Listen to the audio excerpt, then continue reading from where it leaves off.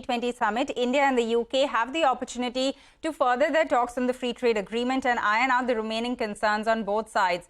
Indian Prime Minister Narendra Modi and UK's Prime Minister Rishi Sunak are also expected to hold bilaterals on the sideline of the G20 summit to discuss the matter. For more, we get you this report from Sanjay Suri. The G20 is coming up, and together with that, hardly coincidentally, talks to advance the free trade agreement between India and Britain. These have been underway for some time, and there is now greater energy in taking these forward quite clearly.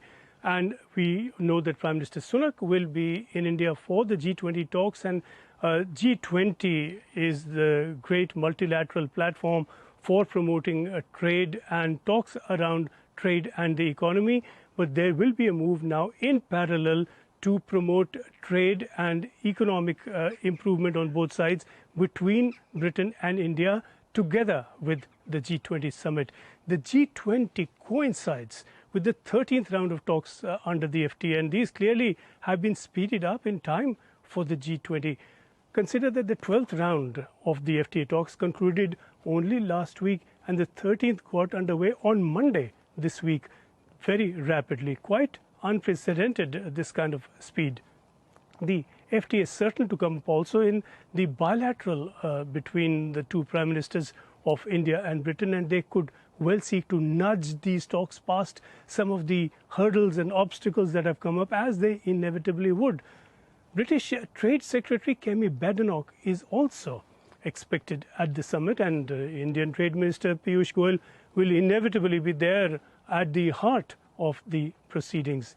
Now, this push towards taking the talks past obstacles is clearly getting a strong push at the very highest level, though Sunak has cautioned on the eve of his visit that there is still some way to go.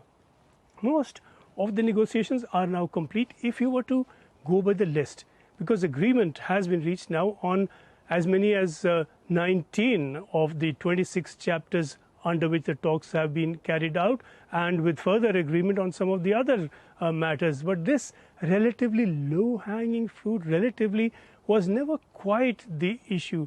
The last hurdles could be the crucial ones, and those are not going to be easy to cross.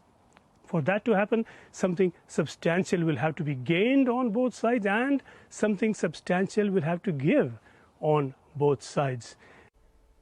All right, that's Sanjay Suri reporting straight from London. With that, we'll slip into a short break.